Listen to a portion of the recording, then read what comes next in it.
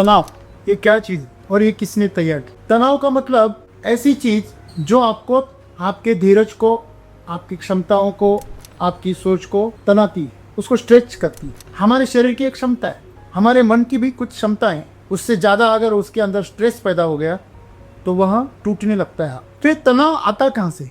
तनाव हमारे मन के विपरीत जब भी कुछ घटता है, हमारे आयोजन से विपरीत अगर कुछ घट गया तो वहाँ तनाव पैदा। तो ये जो तनाव है यह हम सिस्टम को संभाल नहीं पाते ऐसे सदगुरु के। अभी सिस्टम क्या है? ये प्रकृति एक सिस्टम है। ये जो प्रकृति का सिस्टम है, ये प्रणाली है, ये आप और हम तय नहीं कर रहे या किसी जगह पे कोई बैठकर तय नहीं कर रहा।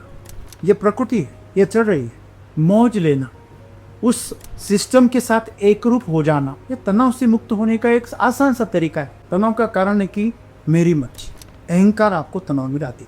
तो सदगुरु यही कह रहे हैं कि तनाव किसी खास परिस्थिति के कारण नहीं होता।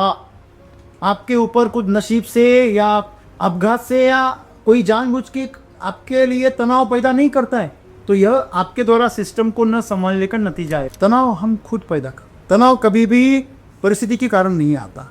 जो सिस्टम है उसको संभालने की कोशिश कीजिए। हमारा ये जो सिस्टम है, शरीर है, इसके अंदर तनाव किस लिए पैदा हो जाता है? क्योंकि हम उसको संभाल नहीं पाते। हमें करना क्या चाहिए यह हम समझते नहीं, इसलिए तनाव पैदा होता है। तो जीवन में तनाव की कोई जगह ही नहीं है। तनाव उन्हीं लोगों के जीवन में आता है जो महत्वाकांक्षी है, जो अहंकारी है और जो आलसी।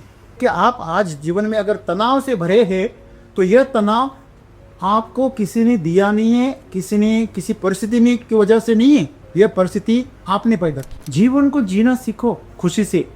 अपनी खुद की कोई सिस्टम तैयार मत करो। इसे कहा गया है कि अहंकार मत करो। मैं और मेरा कुछ भी नहीं है। हम इस पूरे ब्रह्मांड का एक अंश है, कण है। बस इस पल का आनंद लो और इस प्रकृति के साथ एकरूप हो जाओ। आपके जीवन से तनाव नष्ट हो गए।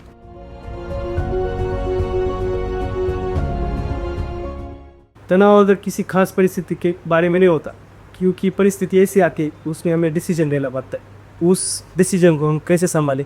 सर, मेरा आज का सवाल ऐसा है कि सदगुरु जी बता रहे जो स्ट्रेस है वो किसी खास परिस्थिति के कारण नहीं होता, वो बल्कि हमारे अंतर जो संतुलित हमारी सिचुएशन है उसके ऊपर डिपेंड होता है। ताकि हम जीवन अभी जी रहे, उसमें बहुत ऐसे सिचुएशन आती है कि हर बार हम खुद को बहुत संतुलित कर पाते हैं, लेकिन सिचुएशन ऐसी होती है कि हम हमारा कंट्रोल लॉस कर लेते हैं और उस सिचुएशन में हमें बहुत ज़्यादा स्ट्रेस आता है। तब ऐसी सिचुएशन हो कि हमारा पूरा जो कंट्रोल है वो नियंत्रित नहीं रहे और तब हमारे ऊपर स्ट्रेस आए, तो ऐसे सिचुएशन को कैसे हैंडल करें? और दूसरा सवाल ऐसा है कि अभी दैनंदिन जीवन में अगर हमने एक ऑब्जर्वेशन किया तो बहुत सारे जो लोग हैं उनकी जो एनर्जी वो स्ट्रेस के कारण खर्च होती है। तो वो एनर्जी स्ट्रेस के कारण बचाने के लिए ऐसा क्या करना चाहिए और हमारे ऊपर कभी स्ट्रेस ही ना आए, ऐसा क्या करना चाहिए कि हम कभी स्ट्रेस से गुजर ही नहीं सकते? दोस्तों, तनाव ये क्या चीज़ और ये किसने तैयार की? हम में से कौन है जो तनाव चाहता है? हमें तनाव चाहिए नहीं चाहिए? हम न चाहकर भी तनाव की परिस्थिति गुजरती है क्योंकि हम उसे खुद पैदा करते। तनाव का मतलब ऐसी चीज़ जो आपको आपके धीरज को, आपकी क्षमताओं को, आपकी सोच को तनाती है, उसको स्ट्रेच करती है। आपका हाथ किसी ने अगर पकड़ लिया तो अच्छा लगता है ना, सेकेंड की कर रहा है। अगर उसने दबाना शुरू कर दिया तो स्ट्रेस पैदा हो जाता है। अगर उसने खींचना शुरू कर दिया तो यहाँ पे तनाव पैदा होता है। तो हमारे हाथ की, हमारे मांसपेशियों की एक क्षमता है, उससे ज़्यादा तनाव वो सह नहीं सकता। हमारे शरीर की एक क्षमता है, हमारे मन की भी कुछ क्षमता है, उससे ज़्यादा अगर उसके अंदर स्ट्रेस पैदा हो गया तो वह टूटने लगता है, अपने अंदर ही अंदर टूटने लगता है। जैसे शरीर जो है वो ज़्यादा भार पड़ने से टूटने लगता है, उतना तनाव वो सह नहीं पाता। उसी प्रकार मन भी तनाव सह नहीं पाता और दुख पैदा हो जाता है। या तो शरीर का नुकसान होता है या मन का नुकसान। तो ये तनाव आता कहाँ से? तनाव हमारे मन के विपरीत जब भी कुछ घटता है, हमारे आयोजन से विपरीत अगर कुछ घट गया तो वहाँ तनाव पैदा। आपने मोटरसाइकिल पकड़ ली और उसके संतुलन में और उसकी गति में आप एक हो गए तो कोई तनाव नहीं पैदा हो। लेकिन वो ज़्यादा स्पीड से भाग रही है और आपको कंट्रोल नहीं हो रहे तो तनाव पैदा हो। आप कोई से बाल्टी खींच रहे हो, अभी तो आज की पीढ़ी को तो ये हमें को होता ही नहीं है, बराबर। तो जैसे जैसे पार्टी पास में आ जाती है तनाव बढ़ जाता, क्योंकि पता है अगर यहाँ से छूट गई तो वापस खींचनी पड़ती। तो ये जो तनाव है यह हम सिस्टम को संभाल नहीं पाते ऐसे सब के। अभी सिस्टम क्या है? ये प्रकृति एक सिस्टम है। सूरज उगता है पूरब से, फिर शाम को डूब जाता है, फिर रात होती है, मौसम आते हैं तो मौसम बदलते हैं। ये पूरा सिस्टम है। हजारों लाखों सालों से ये सिस्टम चल रहा है, लेकिन हम उस सिस्टम से तनाव में दे। देखो अभी अपनी बहुत लोगों को सुनाऊंगा, बहुत गर्मी लग रही है, बहुत गर्मी है। अभी इस मौसम में गर्मी नहीं लगेगी तो ठंडी लगेगी, और जब ठंड आ जाती है ना बोलते बहुत ठंड है, बहुत ठंडी लग रही है। अभी जाड़े में क्या लगेगी? ठंडी तो लगेगी। तो बारिश आ गई तो बारिश से परेशान, गर्मी आ गई तो गर्मी से परेशान, ठंड आ गई तो ठंड से परेशान। तो ये जो प्रकृति का सिस्टम है, ये प्रणाली है, ये आप और हम तय नहीं कर रहे, या किसी जगह पे कोई बैठकर तय नहीं कर रहा। ये प्रकृति है, ये चल रही है। हमें चाहिए कि उसके साथ एक ग्रुप हो जाए, लेकिन हम शिकायत करते हैं क्योंकि हम तनाव से भर जाते हैं। अगर गर्मी में आप अगर गर्मी का आनंद दो, ठंडी में आप ठंड का आनंद दो, बारिश में बारिश का आनंद लो। बच्चों को देखो, बारिश आ जाए ना तो बड़े चिल्लाते हैं, वो बारिश में भीगने चले जाते। बड़ी जोर से बिजली कड़कती है तो डर के भागा जाती, बिजली गई कि वापस चले जा। ओले गिरने दो, वो पकड़ने चले जाते। हम बड़े डरते हैं कि सिर में ना पड़ जाए। मौज लेना, उस सिस्टम के साथ एकरूप हो जाना, ये तनाव से मुक्त होने का एक आसान सा तरीका है। गर्मी लग रही तो छाता लेके जाओ, ठंडी चीज़ें खाओ जिनकी तासीर ठंडी हो। आपको पता है फ्रिज का जो पानी होता है उसकी तासीर गर्म होती है, आइसक्रीम जो होती है उसकी तासीर गर्म होती है। और गर्मी में आइसक्रीम खाना मतलब जलेबी नमक छिड़कना है। फ्रिज से जो भी चीज़ आप निकालते हैं उसकी तासीर गर्म हो जाती है। इसका मतलब वो आपके शरीर में गर्मी पैदा करती है, ठंड नहीं। शक्कर गर्म तासीर की है, गुड़ ठंड तासीर की। ठंडी चीज़ें का यह अगर हमें पता नहीं, अगर हम आइसक्रीम पे आइसक्रीम खाते खाते चले जाओ और फिर बोले इतनी गर्मी लग रही, इतनी गर्मी लग रही, इतने आइसक्रीम खाने के बावजूद गर्मी लग रही, अरे पगले आइसक्रीम की वजह से ही गर्मी लग रही थी। तो हम सिस्टम को संभाल नहीं था, ये समस्या है। किसान बोल रहे पौधा मर रहा है सर, लोग बोल रहे पानी इतना पानी दे दिया, इतना हो तो और मर गया। अभी आज के पानी में तो पूरा जहर है। आज का पानी पानी थोड़ी, उसके अंदर पूरा केमिकल भरा हुआ है। यह पानी जहरीला हो गया। तो हमें ये समझ में नहीं आता कि ये सिस्टम हमने गलत तरीके से उसको संभाला। तो तनाव का मतलब है प्रकृति के साथ एक रूप हो जाना, तो आप उस तनाव से बच सकते हैं। नहीं तो जब भी आप प्रकृति से थोड़े विरुद्ध में चले गए, उसके साथ छेड़छाड़ हो गई, तो आप तनाव में आ जाए। आपको पता है कि जब हम बाइक पे राइड करते हैं ना, तो पीछे बैठने वाला अगर सिस्टम के साथ एक रूप नहीं हो गया तो पूरी सिस्टम को उल्टा पुल्टा कर देते हो। अगर नौ सिखिया अगर चला रहा है आगे, अभी नया नया सीख रहा है, और वो पीछे उसने पूरी पलटन बिठा रखी है। मैंने किया था ऐसे, छोटा था, 9वीं कक्षा में पढ़ता था। जीजा जी ने एमएटी खरीद ली, मैं पहली बार उसके ऊपर बैठा, पहली बार। और मेरा धाड़स तो देखो, मेरे पास पीछे 3 जनों को बिठा लिया, मैं पहली बार बैठा, मेरे पीछे और 3। मैं सिर्फ गियर डाल के दौड़ना जानता था, ब्रेक मुझे पता ही नहीं था। तो गया, लेके कुछ 200 मीटर तक लेके गया, सीधा रास्ता था, कच्ची पगडंडी थी, और सामने बिल्कुल 90 डिग्री का टर्न था, और सामने जोता हुआ खेत था। तो जैसे आगे गया, मुड़ना चाहिए ये भी पता नहीं, सीधा गया। उसका एक मिरर तोड़ के लेके आया और रख के दिया, पता ही जिस किसी ने हाथ भी नहीं लगाया। बात क्या है कि हम सिस्टम को नहीं जानते। जब तक हम सिस्टम को नहीं जानते, हम खुद के लिए समस्याएं खड़ी कर। तो ये जो प्रकृति है, इस प्रकृति को समझना बहुत जरूरी है। किसान इन दिनों, गर्मी के दिनों में इतना पानी देते और बारिश में वो उसकी फसलें सड़ जाती। उसे ये पता ही नहीं, बारिश के दिनों में अगर आपको पौधों को सुरक्षित रखना है तो गर्मी के दिनों में उन्हें गर्मी सहने की क्षमता बढ़ाओ। अगर आप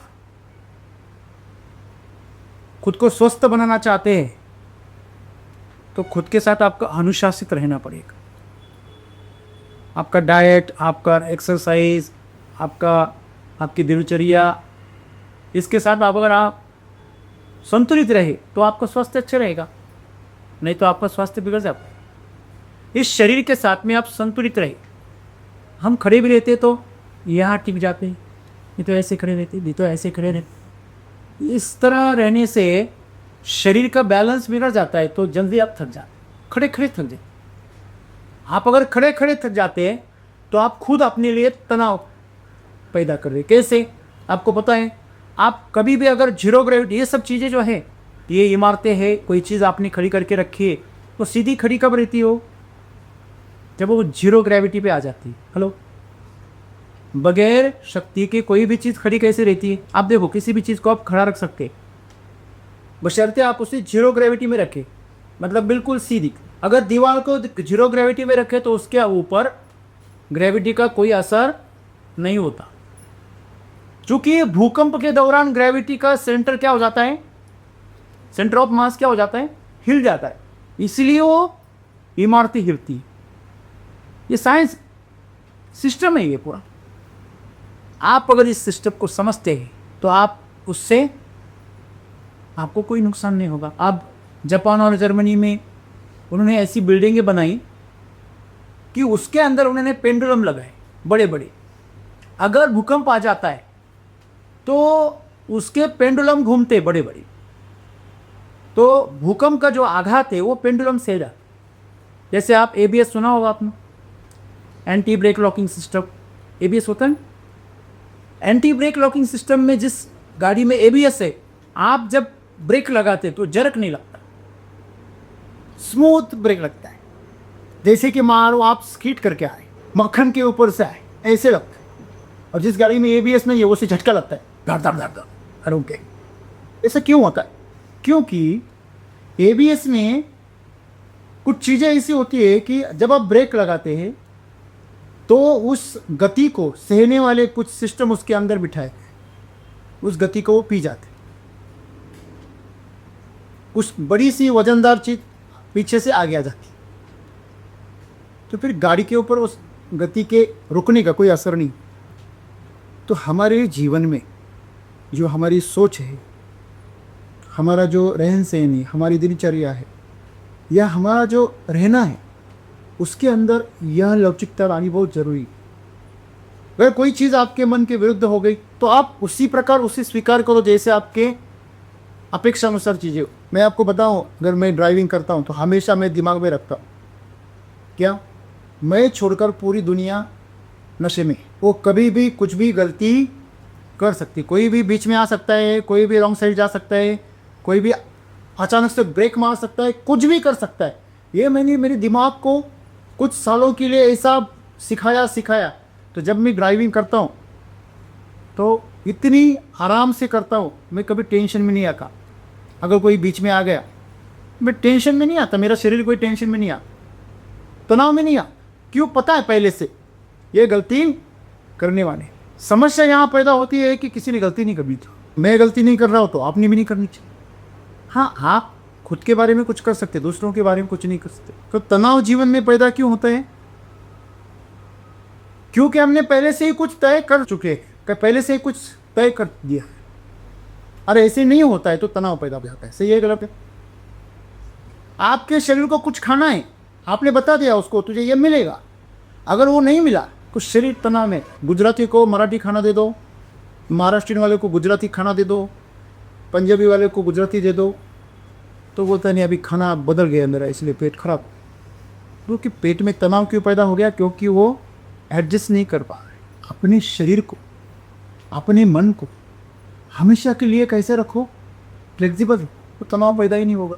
रबड़ जानता है, तन्ना भी जानता है, सिकुड़ना भी जानता है, इसलिए वो जिसके साथ भी जुड़ता है ना तो उसके आघात को कम कर दिया। हर आपने देखा होगा जो पैकिंग रहती है वो रबड़ की क्यों रहती?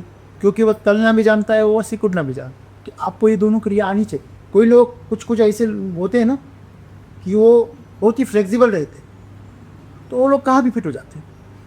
कोई ऐसे बहुत टाइट रहते, वो कहीं भी फिट नहीं होते, मुश्किल से फिट हो जाते हैं कहीं, कितने पाक्स। तो हमें कैसे रहना चाहिए? फ्लेक्सिबल रहना चाहिए, लवचिक रहना चाहिए, कहीं भी सूटेबल। अभी देखिए, पहले एक ही काम करने वाली चीज़ें आती थी, अभी कैसी चीज़ें आने लगी, मल्टीपर्पज़। पहले ज़माना था जो बैटिंग करता वो बैटिंग ही करता था, बॉलिंग करने वाला बॉलिंग ही करता था। लेकिन आज ज़माना ऐसा आ गया कि वो बॉलर है कि बैटर है वो ही समझता नहीं। तो आपको उस अष्टपहलू की तरह होना है। आपको पता है पहले हर नंबर के लिए अलग अलग पाना रहता था, अभी ऐसे पाना आ गए कि हर नंबर उसमें एडजस्ट हो जाता है, तो बाकी सबके उसने वाट ला लेते। ऐसे आप जितने फ्लेक्सिबल हो जाओगे, जितने लवचिक हो जाओगे, उतने आप तनाव से मुक्त हो जाओ। आप तनाव में रहते ही इसलिए क्योंकि आपने कुछ तय किया है, जीवन ऐसा होना चाहिए, लोगों ने ऐसा सोचना चाहिए, लोगों ने ऐसा बोलना चाहिए, ऐसा रहना चाहिए, मेरे माँ बाप ऐसे चाहिए, मेरे भाई बहन ऐसे चाहिए, मेरा जीवन साथी ऐसे चाहिए। बाकी सब चीज़ों का तो पता नहीं, लेकिन जीवन साथी तो आपको आपके मन जैसा कभी नहीं मिला। ऐसा पहले से तैयारी रखो, क्योंकि वो आपके जैसे रहेगा तो आपका जीवन ही नहीं चलेगा। क्या चलेगा? अगर आप दो जलने वाली चीज़ें साथ में रखो तो राख रह जाएगी। क्या जलने वाली हो तो एक बुझाने वाली भी चाहिए, चाहिए कि नहीं चाहिए? जोड़ कब बनता है? ये दोनों चीज़ें ऐसी, इनका जोड़ बनेगा नहीं, लेकिन ये दोनों चीज़ें खुली है तो बनेगा। एक बाहर से रहेगा, एक अंदर से जाएगा, तो एक ने एक पीछे रहना चाहिए, पीछे हटने की क्षमता चाहिए।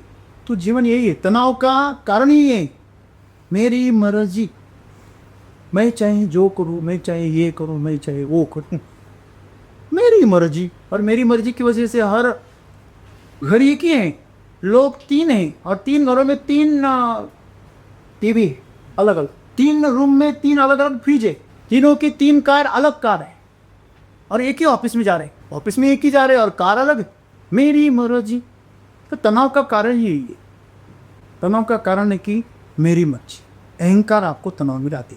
तो सदगुरु यही कह रहे हैं कि तनाव किसी खास परिस्थिति के कारण नहीं होता, आपके ऊपर कुछ नसीब से या अपघात से या कोई जानबूझ के आपके लिए तनाव पैदा नहीं करता है। तो यह आपके द्वारा सिस्टम को न संभालने का नतीजा है। मतलब क्या? जो भी सिस्टम है वहाँ के, समझो यहाँ पे एक सिस्टम है, यहाँ पे एक सिस्टम है, सुबह 8:55 को आ जाओ, फिर प्रार्थना करो, फिर राष्ट्रगीत कहो, फिर वेलनेस को खड़े हो जाओ, तो बिल्कुल स्कूल की याद आ जाए। बराबर सवाल ये, अगर स्कूल में आप ये अच्छी तरह किए होते तो अभी करने की जरूरत ही नहीं, लेकिन वहाँ ध्यान दिए नहीं, तो बैकअप तो पूरा करना ही पड़ता। तो ये सिस्टम इधर का, आप अगर इस सिस्टम को आप अगर समझोगे ये क्या बचपना है, अभी तो हम क्या छोटे हैं, क्या हमें प्रार्थना और राष्ट्रगीत की क्या ज़रूरत है, क्या बड़ा होने के बाद आपका देश आपका नहीं रह जाए? हेलो, बड़ा होने के बाद हमें राष्ट्रगीत के लिए खड़ा होने की जरूरत, करने की, लेटने की जरूरत है क्या? ये क्या है? तो जो चीज़ें अच्छी है वो अच्छी है। बचपन की जो आदतें हमें लगाने की कोशिश की जा रही थी वो अगर सही है तो आज अगर वो कर रहे हैं आप, तो ये बहुत बड़ी बात है। इससे आपके दिन की शुरुआत अच्छी हो जाती है। आप जब मौज करते हैं तो बचपना नहीं करते क्या? हाँ, जब टीजिंग करते, किसी के साथ छेड़छाड़ करते हैं, बचपना करते, उसके साथ सब बचपना ही करते हैं ना, उसकी चीज़ों को छुपा के रखते हैं, उसे अप्रैल फूल बनाते हैं। अप्रैल फूल बनाते वक्त आप बच्चे नहीं हो जाते? हाँ, तब चलता है। अंदर का बच्चा हमेशा जिंदा रहना चाहिए, उस बच्चे को ये संस्कार जरूरी है, ये सिस्टम है यहाँ पे। तो आप अगर इस सिस्टम को एक्सेप्ट नहीं करोगे तो आप तनाव से भर जाओगे। ये क्या है, ये क्या ज़रूरत है इसकी, ऐसी क्या फ़ायदा है? तो फायदे और नुकसान की बातें हर तरह करना, हर जगह पे करना, यही तनाव हो जाता। मूलतः हमने जीवन को समझा ही नहीं है कि ये जीवन क्यों है। क्योंकि आनंद के लिए, मौज के लिए, मस्ती के लिए है, उत्सव के लिए। लेकिन हमें आनंद का, मस्ती का, मौज का कुछ पता ही नहीं है। अगर आप मस्ती में चले जाए तो मस्ती के बाद में आपने खुशी रहना चाहिए या थकना चाहिए? आप किसी भी पार्टी में चले जाओ, पार्टी में इतने मौज करते हैं, रात में सबको घर पे पहुंचाना पड़ता। जिस मौज के बाद आपको सजा मिले वो मौज किस काम? मौज का मतलब है ऐसी नशा जो उतरी ही नहीं। आपकी नशा चढ़ जाती है और उतर जाती है, चढ़ जाती उतर जाती। ये नशा का है कि पागलपन। तो तनाव का मतलब है कि हमने कुछ तय कर दिया है, ऐसे ही हमारा अपना एक सिस्टम बनाना चाहते हैं। रावण का नाश अंत क्यों हो गया? क्योंकि उसने खुद तनाव पैदा किया। प्रभु रामचंद्र ने कितनी बार उसको कहा कि अरे सीता माता को छोड़ दे, दूध भेजे, अंगद को भेजा, हनुमान को भेजा, लेकिन रावण को भेजा नहीं। तनाव खुद पैदा करते, कोई और खाकर पैदा नहीं करते। हमें ये पता है हिरोशिमा नागासाकी पे अणु बम डले, लेकिन हमें ये पता नहीं है कि उन्होंने पहले क्या क्या किए थे अमेरिका के साथ। अभी समझो पाकिस्तान के ऊपर अभी लड़ाई की हमले की बात हो रही, लेकिन जब बेजान 26 लोगों को मारा तब किसने सोचा कि तनाव किसने पैदा किया? आप गलतियों को आसरा दे रहे हो, इसका मतलब आप खुद गलत हो। चोर को छिपाने वाला भी चोरी होता है। तो वही बात है, तनाव हम खुद पैदा कर। तनाव कभी भी परिस्थिति के कारण नहीं आता, ये मुझे आपको बताना है, यही सब गुरु बता। जो सिस्टम है उसको संभालने की कोशिश कीजिए। हमारा ये जो सिस्टम है, शरीर है, इसके अंदर तनाव किस लिए पैदा हो जाता है? क्योंकि हम उसको संभाल नहीं पाते। आपके साथ सब चीज़ें सही होगी ऐसा नहीं है। कभी आपका एक्सीडेंट होगा, कभी आपको शरीर की कुछ हानि होगी, नुकसान होगा, लेकिन आपका शरीर ये जानता है कि उसको पहले जैसा कैसे करें।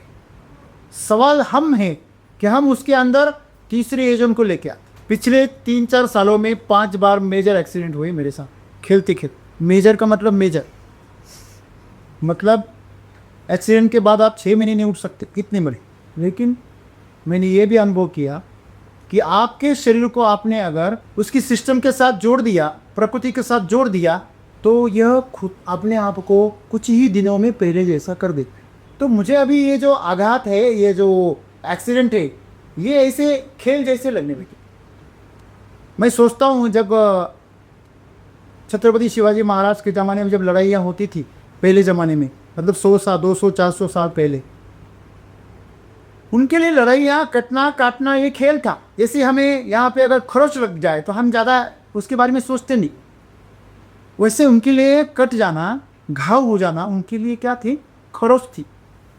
क्योंकि मैंने खुद अनुभव किया है कि कितनी सी की बड़ी से बड़ी जख्म क्यों ना हो, 7-8 दिन में कोई भर जाती। उतना शुद्ध खाना चाहिए आपका, उतना स्वस्थ आपकी दिनचर्या चाहिए, उतना पवित्र आपका आचरण चाहिए। अगर इस सिस्टम को आप पवित्र रखोगे, शुद्ध रखोगे और उसको पवित्र ऊंचे दर्जे के सात्विक भोजन दोगे, तो ये सिस्टम अपने आप को वापस बनाना जानता है बगैर डॉक्टर के। उसको सक्रिय रखो। आप इस सिस्टम को जैसे आदत लगाओगे उसे वैसी आदत लगती है। उसे बाहर से ठीक होने की आदत लगाओ, वह अंदर से कभी ठीक नहीं हो। वो इंतज़ार करेगा कोई ठीक करने वाला है, वो पैरासीटामॉल का इंतज़ार करे। कभी कभी मेरे साथ इतना सिर दर्द हो जाता है ना, इतना ऐसे लगता है सिर कहीं पे पटक दो। मैं लाख कोशिश करूँगा लेकिन मैं गोली नहीं खाता। इसका फ़ायदा ये हुआ कि कभी कभार मुझे मुश्किल से सिर दर्द होगा। सवाल यह है कि आप सिस्टम को कैसे संभालते हैं? शरीर हो या मन हो। आपके मन पर कुछ आघात हो गए। मैंने कल किसी को मिला था और मुझे बता रहे थे कि मेरे बहुत करीबी, उनका छोटा बच्चा 22 महीने का गुजर गया। तो बहुत नटखट और बहुत ही होशियार था, बहुत चंचल। तो अभी सभी उसी हादसे की वजह से आहत है, तो हम इसलिए हमने काम शुरू नहीं किए, नहीं तो आपका काम जल्दी उठा। मैंने कि उनको सवाल पूछा, आपको अगर कोई जख्म हो गया, जख्म होता है ना आपको, तो हम उसे जल्दी अच्छा करते हैं कि उसको वैसे ही बनाए रखते हैं और वापस उसको ताज़ा करते हैं? हेलो, क्या करते हैं? जख्म को ताज़ा बनाए रखते हैं कि उसे जल्दी ठीक करते हैं? जल्दी ठीक करते। क्यों? क्योंकि जख्म रहना अच्छी बात नहीं है। क्या आप ऐसा करोगे? आपके जख्म की नुमाइश करोगे, देखो मुझे कितना लग गया, देखो देखो 8 दिन 10 दिन 15 दिन और महीना 2 महीना आप ऐसे ही रख रहे। ऐसे होता है क्या? वो नुमाइश की चीज़ नहीं है उसके, ठीक है। तो अगर आपको शरीर के साथ अगर ऐसा हो गया तो आपको नहीं चलता, तो मन के साथ अगर हो गया तो आप वो जख्म को बनाए क्यों? आप उसकी बढ़ाई क्यों करते? उसको भी जितना जल्दी हो सके उतना जल्दी आप उसको क्या करो? ठीक। मतलब ये स्वीकार करो, बच्चे का जीना हमारे हाथ में नहीं है। बच्चे का नहीं, किसी का। मेरा खुद का जीना मेरे हाथ में नहीं है। मैं कितने दिन के लिए जिंदा हूँ मुझे पता नहीं है, आपको खुद का पता नहीं है, किसी को किसी का पता नहीं है। तो कोई गुजर गया इसके लिए दुख मनाना और उस दुख को और लंबा खींचना पागलपन है। चाहे कितना भी करीबी क्यों ना, जब जिंदा है ना तो उसके साथ मौज करो, उसकी केयर करो, उसको अच्छी तरह से संभालो, लाड़ प्यार करो। जब जाए तो प्रेम से छोड़ देना उसको, इसी में होशियारी है। मुझे एक बात बताइए, कुछ दिन बाद तो आप भूल ही जाते कि नहीं जाती? क्या ऐसा हुआ है कि आपके बहुत चहीता कोई घर के और कोई भी आपका अति प्रिय बहुत निकट कोई गया है और आपने हमेशा हमेशा के लिए खाना छोड़ दिया? अरे लोग कोई चीज़ छोड़ देते हैं तो गलती से खा जाते हैं, तो पहले 4-5 दिन तो इतने सेंसिटिव हो जाते हैं कि अरे कोई अगर खा लिया, अरे अभी अभी घर से कोई गया है तो ऐसा कर रहा है।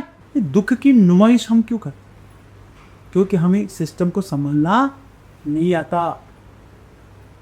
अरे जो गया है उसके मुक्ति का मार्ग खुला करो, उसके अंदर अपना जी मत डालो।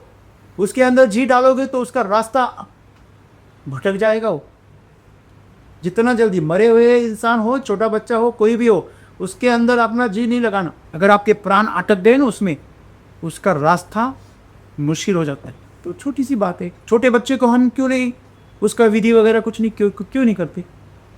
क्योंकि उसका मन ही तैयार नहीं हुआ है। जिसका मन ही नहीं है उसका हमारे साथ कोई रिश्ता भी नहीं। वो जैसे मेहमान है, आया और गया, और मेहमान के हम कोई विधियाँ नहीं करते। सही बात है।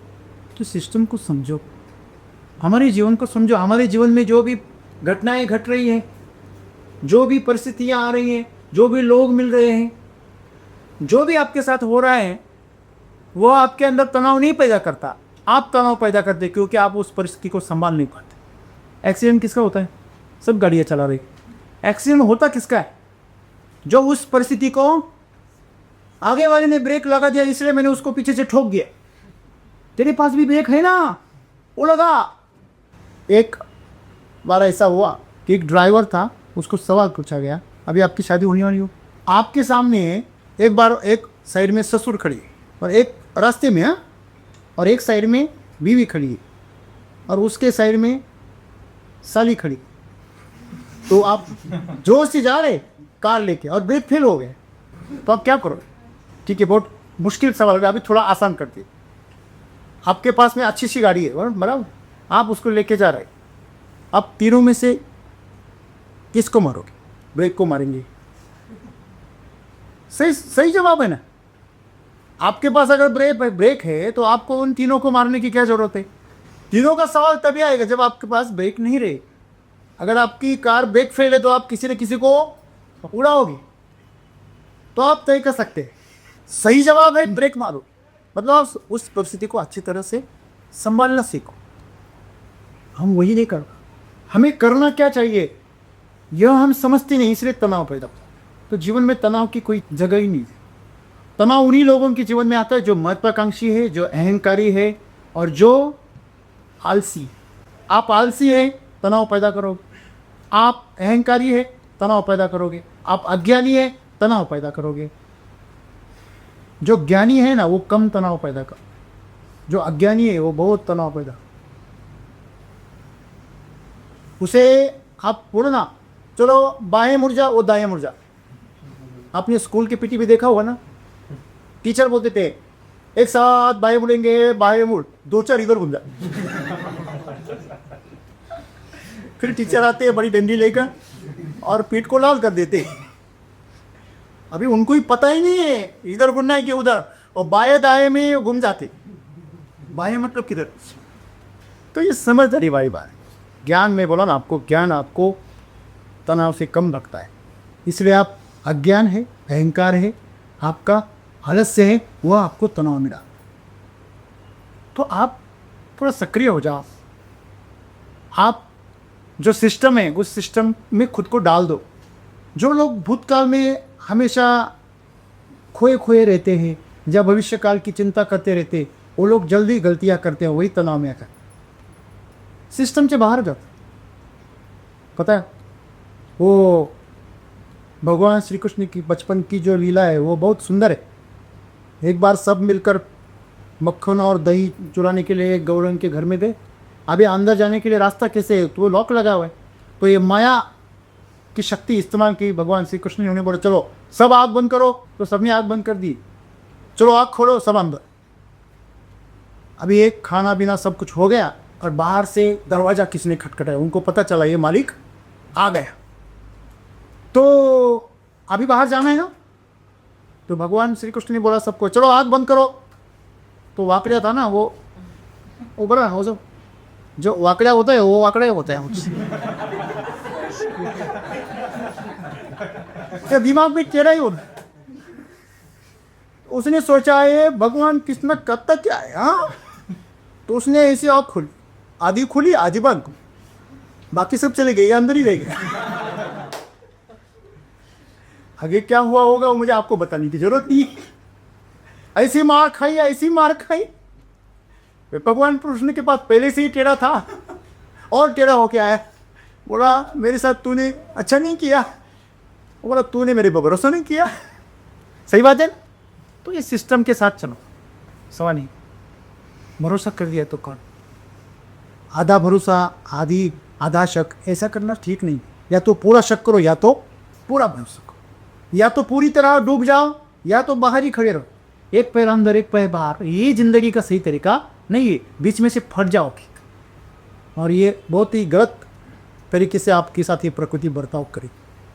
तो सदगुरु यही कह रहे कि आप आज जीवन में अगर तनाव से भरे हैं तो यह तनाव आपको किसी ने दिया नहीं है, किसी परिस्थिति में की वजह से नहीं है। यह परिस्थिति आपने पैदा की। आप बारिश में भीग रहे और बोल रहे अरे मुझे सर्दी होगी, मुझे सर्दी होगी। अरे पगले, छाता है तेरे पास, खोल तो।